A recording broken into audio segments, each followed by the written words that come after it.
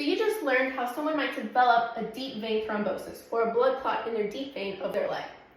One of the main complications of DVTs is a pulmonary embolism, or a tiny blood clot in the lungs known as a PE.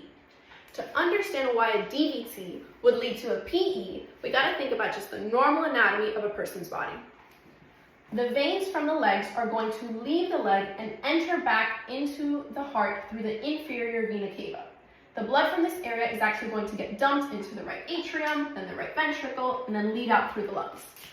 Now imagine that the thrombus, or the main clot in the deep vein, actually breaks off a little piece.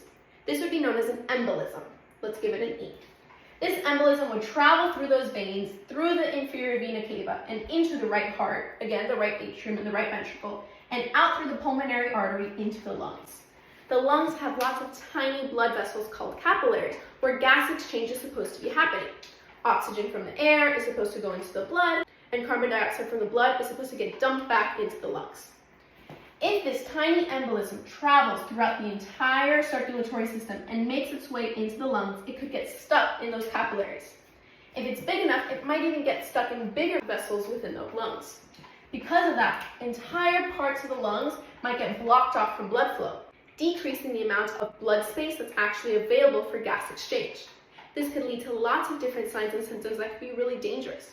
First, you would have low oxygen in your blood, or low oxygen saturation. That means our blood does not have enough oxygen in it to supply the rest of our body.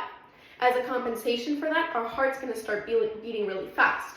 This is called tachycardia. Our body's going to compensate for the low O2 by beating quicker to get whatever blood we've got circulating more quickly. Now, if PEs are left untreated, especially if they're large, they could actually lead to death. So it's really important to assess a person, especially someone who has a known DVT, for a possible PE. The most common cause of PE actually is a DVT. That's telling you how intimate this relationship between these two diseases is. So let us know what you think and give us your comments and questions down below. It's a really interesting and common topic. Let us know what other ideas you'd like to learn about next.